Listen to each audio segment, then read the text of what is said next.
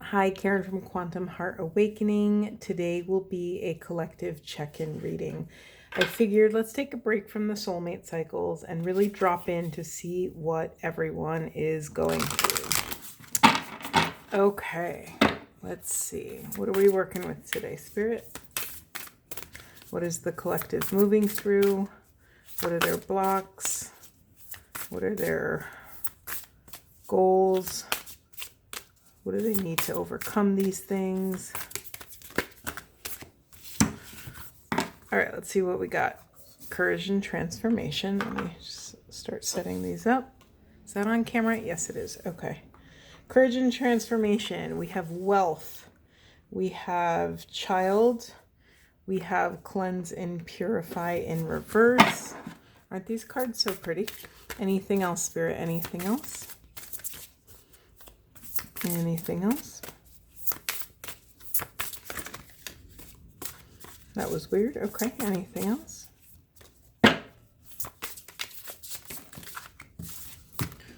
And then, what does this say? It's so funny when we get this card, the Cinderella card. Let's look at what's in the unconscious. Warrior Princess. Oh, okay. Interesting. Very interesting here. Okay. Right, so in the unconscious, in the shadow position, we have Warrior Princess. Excuse me, my voice is cracking. And then in the upright, or in the primary position, in reverse, we have Cinderella. This is interesting. Okay, the collective is working with an archetypal journey, an archetypal hero's journey of some sort. Something that I think is crumbling for the collective is this narrative that we are going to be saved by a knight on a white horse. There's something about this mythology that is crumbling for the collective. And this actually is starting to mirror what's going on in different parts of the world with different governments. It makes sense that there's sort of this grand disillusionment happening. Oof, that's intense. Okay. Yeah, so then let me look at the other cards again. Courage and transformation, wealth, child, and cleanse and purify. You know, I'm going to be honest with you. I'm not going to just make up a story if I don't feel it. I don't have a narrative coming through, which has never happened to me. And when I say never, I mean never on this channel. So let's get some more information. Let's see. I mean, I have some ideas and there's some themes, but this feels like almost, you know what? This spread right here feels like the third chapter in a movie or in a book. You know, it doesn't feel like the primary messages here. Okay, what do we got? Let's see. Absence, perspective, rediscovery, and notice this child here. There's something about rediscovering the sweetness. And in this time of chaos, in this time of disillusionment, in this time of grand dismantling. By the way, I don't think you can really see it on camera, but it just got very dark out and the skies opened up and now it's pouring rain. Very ominous.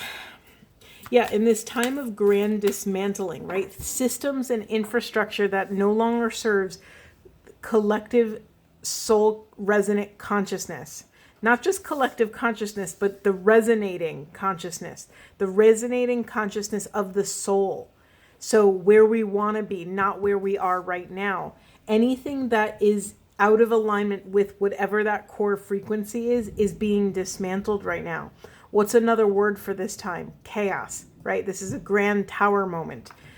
So as always, you've heard me say it a million times, the inquiry is always, can I hold my center for love of self and other in all flavors of chaos, right? That's the dream. That's the goal. To be able to unblend from the scenario and situation long enough to access aligned, wise discernment. Okay, and I almost lost that card. Sorry. Slapping things all over the place. Anything else, Spirit? Anything else? No, let's see, unconscious. Brilliance. All right, let me just feel into the message before I get more cards. The loudest message here is that in this chaos, if we have the goal of holding our center for love of self and other, while not abandoning self or other, the way to approach this is through your inner child, is through the innocence and sweetness of the inner child.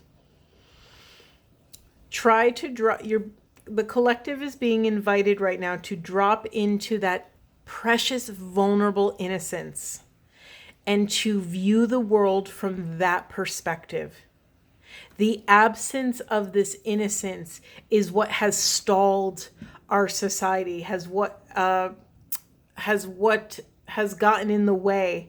That sentence is not making sense in my brain, but I'm going to let it go. It's bothering me, but this absence of this innocence, this sweetness, this vulnerability has what's gotten everything so topsy-turvy. Let's just, hold on, I'm getting a whole nother message here. Let's just honor that there was a reason for the absence of this sweetness, innocence, vulnerability.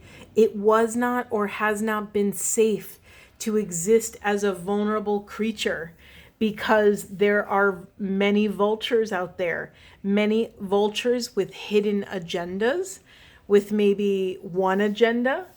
There are people, I don't want to put this in let's just say that anytime there is oh my God, my mouth today. Hold on, let me take a sip of water and reset my brain.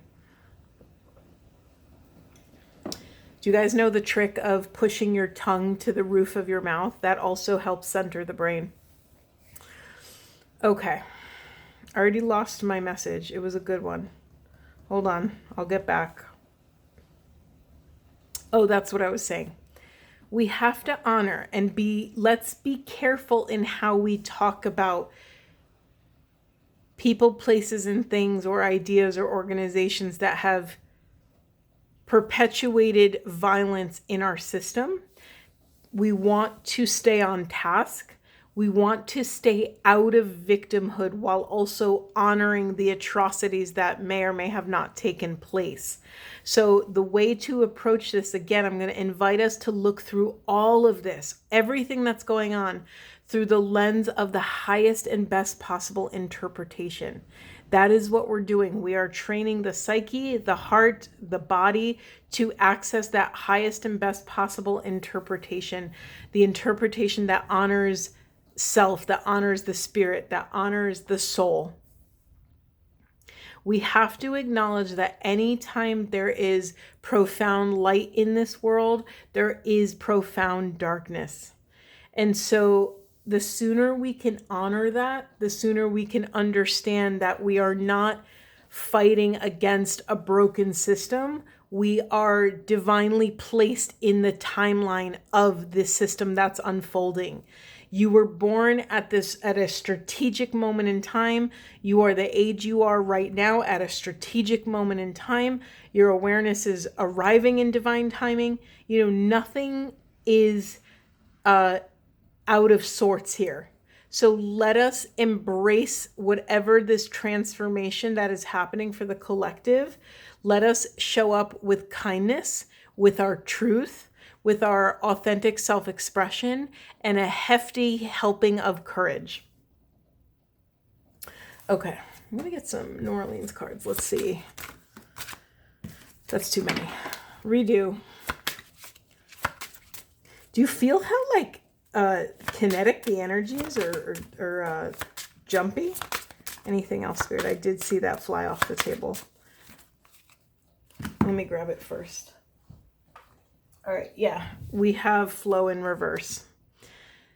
Yeah, an interesting motion. Okay, anything else, Spirit? Peace in reverse. Okay, and so far in alignment. I didn't speak about this really quick. So in the unconscious position, we have this brilliance card. When I see this card, when I read the word brilliance, to me, this reflects a Renaissance-like era of existence, right? When we are in our brilliance as a community, as a nation, as a family, as a world, as a culture, we are able to shine in our own right and shine and share that light with the world, to illuminate not only our own gifts and talents and service, but also help fund and feed and fuel the gifts, talents, and mission of other people. There's something here in this brilliance card of, all in it together. And mind you, this is in the shadow position. So there's something that the collective is pushing down into the shadows of honoring that in this time of tumultuous chaos, we're forgetting that what we do to self, we do to other. Right? We're forgetting this on a global scale, that if there is a group of people suffering on the planet, we too are suffering. And of course, we don't perceive it like that because we are so fragmented from one another. There's so much division, right? We don't hear about, it's very easy to go through your life and avoid, the news or forget the news, because usually the news isn't even reporting on these like profound atrocities that are happening. Hungry children, hungry elderly, people without food, water, shelter. It's like these things exist, and we can go through life very sheltered. We can go our whole lives not really engaging with it on an intimate, personal level. Yeah, we have intuition here. So there's something, hold on, no, let me not jump the gun. Awakening, yeah. Whew. I just had a really intense wave wash over me, and now I feel very nauseous. Yeah, and then in the unconscious, we have create your reality. So I'm very drawn to this eye right here. This message this message has been written in the books, has been prophesized forever. But this eye right here is the collective eye opening. There's a mass awakening taking place. And the nausea and illness that I can't explain to you how fast this came on. It was literally like a wave of illness crashed over my body. I feel nauseous. It's very warm in my house, but I have the chills. It's just a lot. So let me ground. This collective awakening is happening. We are in the center of it. And you may find flow and peace to elude you at this time. It might be very hard to access your center. It might be very difficult to withstand this grand dismantling that's taking place, this chaos. And yet your invitation, collective, is to drop into the flow, to quite literally ride the waves of the spiral. If you come around the corner and there's a big waterfall, trust that you will be supported through that journey. Trust that the quantum field doesn't make any mistakes. There are no mistakes made. How incredible would it be to just experience life like that, even for 1 hour? For 1 hour, pick a day and a time and say, okay, from 2 to 3 p.m., I'm going to experience the world and look through the lens that there are no mistakes. Everything is perfect. Everything is divinely placed for me on my path. And your work in that moment is to cultivate your inner frequency, cultivate the frequency of love. This is literally it. Your job is to be love and tell the truth at every juncture. That's it. And of course, it's much easier said than done. Let me get some questions really quick. Hold on. I'm doing this one-handed and it's not working. Okay. All right, Spirit, any questions, anything else you want to share about this mass awakening that's happening? I'm reading this upside down, but I believe that says dance with life. Yeah, that's more flow. I mean, isn't it interesting, the synchronicity of these images, these flowy figures? It says, do something to change your energy. And then we have soul family. Call in your tribe. You don't have to do it alone. You know what's really interesting? Dancing is my medicine.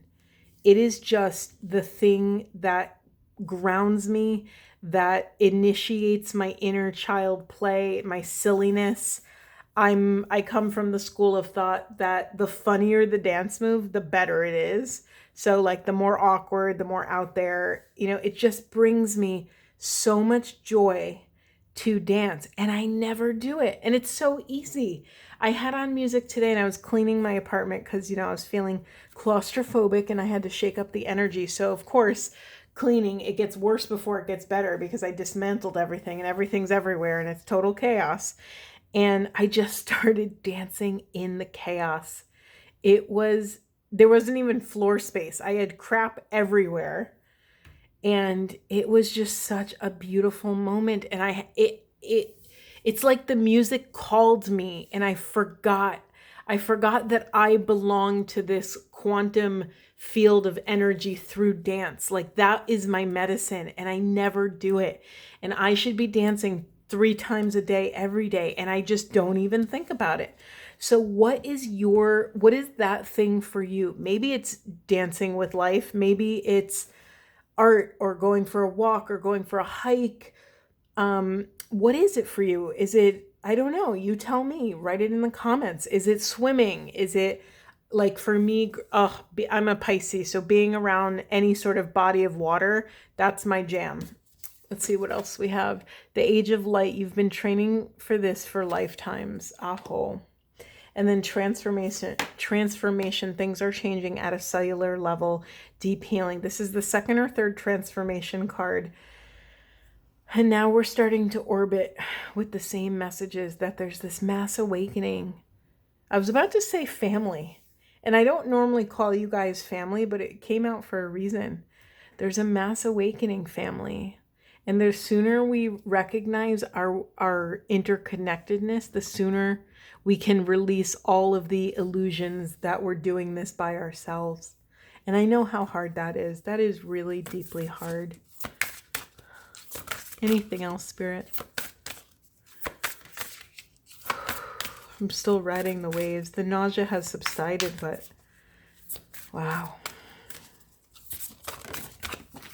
Oops, I'm dropping cards. Bear with me. All right, we have longing for home, belonging, the original light workers.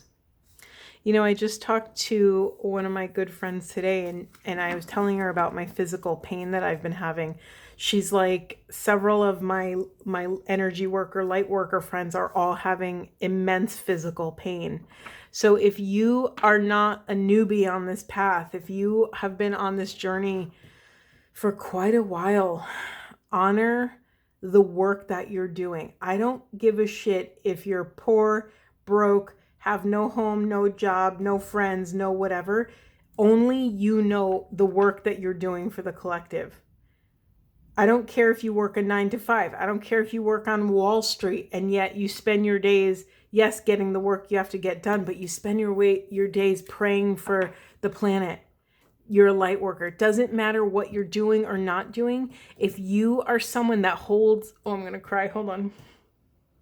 If you are someone that holds this beautiful intention and takes sincere steps towards that intention of shifting collective consciousness towards authenticity, unconditional love, and infinite oneness, if you are showing up doing this work, you are one of the original light workers. You have been called upon to anchor these grids of relating, this new way of being on the planet. We need you here. But let's also honor the weight that you've been carrying for probably many, many lifetimes. Let's honor how heavy that is. Let's honor that sometimes this human vessel cannot keep up with the amount of love that your heart has to give. Sometimes the body gives out. Mine gave out a week or 2 ago. And I'm still recovering from it. And I'm always reminded that I always go through things physically, mentally, emotionally, spiritually about 1 to 2 weeks prior to the collective. I learned at a very young age that, oh, that makes sense because I'm here to ring the alarm for the rest of you, right? It's like Gabriel's horn. It's like announcing this thing that's coming or that we're in, this divine dismantling.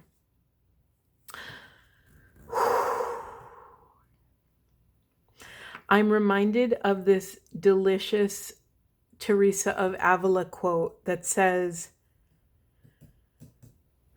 "To be illuminated is to dismantle your environment around you so that you can contain more God, so that you can contain more truth, so that you can contain more light." This quote ran my life 3 or 4 years ago. This quote was enough to get me to quit my job, to sell most of my belongings, to sell my house, and to drop in deeply for 3 years to do this work. That was it. To be illuminated is quite literally to dismantle your environment around you. Because in order to expand and hold this cosmic quantum truth, we have to have space for it. And if all this other stuff is gunking up our system or is in the way, this new energy cannot come in. So this may be a call. I'm realizing this is the second or third time in this reading that I'm talking about cleaning. And I cleaned today. So this might be an invitation to clean up your space, your physical spaces, your junk drawers, your car, your office, your desk, your gym bag, your locker. I don't know, whatever it is. We're also being called to clean up our thoughts, to clean up our bodies. Are we hydrating? Are we eating nutritious food? Is there food we could maybe do without? Is there certain food that we consume that is not supporting our highest and best good? It's a loaded question. And food, I don't know who knows this and who's watched what, but I was in clinical nutrition for 15 years. I worked in a hospital. And so nutrition is always a very intimate, personal subject for many people. And it's very difficult in the United States. Let me just speak for the US. It's very difficult to get clarity on what knowledge is in alignment for our highest good. It's very difficult. And I was in the field and I still, unless you are, no, not even, I was just going to say, even those of us who would read the clinical studies and really dive into the research, it is so confusing. So how can we expect the average individual to make sense of it all? Especially when, I don't want to get on my soapbox, but I'm not going to. There's a lot I could say right now, but I'm not going to. But can you tune inward and really listen to how your body is responding to what you're putting in it, to what you're surrounding it with? Feel into your body with the music you listen to, with the people that you're around. When people are gossiping, I quite literally, my physical body starts to contract and I don't feel good. I feel like I got to get out there. Sometimes I start to feel really sleepy because my body is like, you're shutting down, get out of there. It's almost like you're inhaling like an invisible vapor that's just vaporizing your power, your life force. I didn't look what's in the unconscious. What do we have? Yeah, that's interesting. In the unconscious, we have the Akash. Your guidance is divinely guided. There's something bigger at work here. And odds are, sorry, I had to drink water. And odds are, if you're here listening to someone like me, you're already on the path. You're already gathering wisdom. You have been gathering wisdom. You are here to help others. That's what we're here. That's the whole point of us existing here, is to help one another. Gosh, I cry every time I talk about any sort of oneness adjacent thing. Let's see, where do we go? Let's get some more. Yeah, let's get some mermaid cards. I haven't used these in a while. They're really sticky and they don't shuffle very well, so bear with me. All right, anything else for the collective? Anything else for the collective? Let me just see what this is. Contemplation, yeah. You know, about, I'm going to say about 6 years ago, I've been deeply for now over a decade. I've been, actually more like 2 decades. Sorry, I just was thinking back to when I really got into learning about mystics. And I started following different Christian mystics, different mystics from all over the world, not just Christian, but this one Christian mystic, James Finley, who is also a psychologist and all around incredible dude. He was a monk, and he really got me into this contemplative practice, this way of contemplating life in the core of the intimacy with life, right? Life happens around us, and it's really easy with our jacked up nervous systems to be in reaction most of the time. But what does it look like to go a step further and enter contemplation? Things can offend us easily or hurt us easily or even excite us in a very quick, somebody flips a light switch and we're excited or something. But there's something really beautiful that happens when we enter contemplation in an intentional way. Even if you're someone who is voracious for information, maybe you read a ton of books and listen to all the podcasts and watch all the YouTube videos, that is all beautiful. But I'm going to challenge you to assess your level of intimacy with that information. I was maybe probably 15 years ago, I was at a very unhealthy pattern where I was just absorbing so much information, but I wasn't really allowing for the integration and embodiment to take place. So I'm going to invite you to really enter into this sacred space of contemplation, to listen to something, to feel how first it makes you feel, to then listen to it again, and then note what are the pieces that are speaking to me, and then listen to it even again a third time and feel into how does this support my highest and best possible action on this planet. There's all different versions of contemplative practice. If you want to look something up, there's Lectio Divina or Lexio Divina. I'm not sure how you pronounce it. And I believe it's 4 steps of, it originates, sorry, I'm getting other messages as I'm trying to gather my thoughts. The Lectio Divina is a process to come into deep contemplation over spiritual sacred texts. And you can use this for anything. And I thought it was really cool when I dropped deeper into it to use that framework to put on anything. It doesn't have to be a sacred text. It could be a YouTube short or a reel you listen to or anything. Or it could be an idea that your friend had. And instead of being so quick to respond, to really allow that information and experience to drop through the chakras, to really let it set up shop in your internal castle, in your body, and see how your physical vessel comes into relationship with that. I don't know if that's making sense. If you have any questions, please let me know in the comments. And then in the unconscious, we have abundance. I'm hearing Carolyn Mace in my ear right now. She talks often about how people are so terrified to follow divine guidance because they think it implies that they're going to have to be poor, that they're going to be alone for the rest of their lives, and they're never going to have, material success.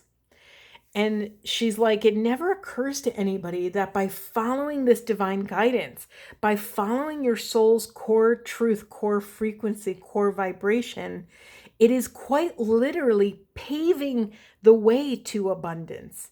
And I just love, I'm so grateful she pointed that out, because that has stuck with me.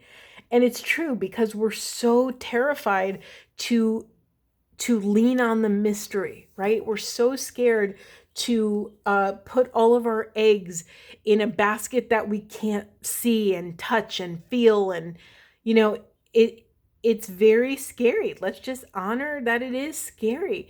And yet this is the practice of trust, right? You know, we spend so much time nurturing a life, and really what we're trying to do is to create safety, to create a scenario that we can control. And yet when you think about it, really nothing is in our control, right? You could do quote unquote everything right, and still shit can hit the fan tomorrow, and you had no way of foreseeing that, planning for it. There was no possible way that you could have seen that coming. And so these moments where tragedy strikes or something, you know, happens out of the blue, reminding you this whole reading is under the umbrella of this grand dismantling, right? This big disillusionment, tower moment for the collective. So we're here. We are already in this room where we cannot control everything. So what do we do then? We are invited to control ourselves, right? We are invited to come into deeper sovereignty and deeper inner power and inner love of self, to unblend from the world around us, to detach from that chaos and remember our core. Remember that we are worthy, and that love is our birthright. And we do not have to animate fear in our system. We do not have to plug our circuits into fear. We can choose love in the face of chaos. We can surrender to the mystery. Whew, beautiful message. Just going to get a quick little Buddha card. That's too many. Anything else, Spirit? What would you like to end on? What would you like to end on? I'm going to take just this one. It says, go beyond likes and dislikes. Free yourself from attachment. I mean, I almost just said that. Can you invite yourself to detach, to neither cling nor reject what is in front of you, instead to unblend and call your spirit back from places it doesn't belong, to access that grounded, loving awareness in the present moment? Beautiful reading. I'm going to leave it there. Thank you for being with me. I hope this was supportive, and I will see you in the next one.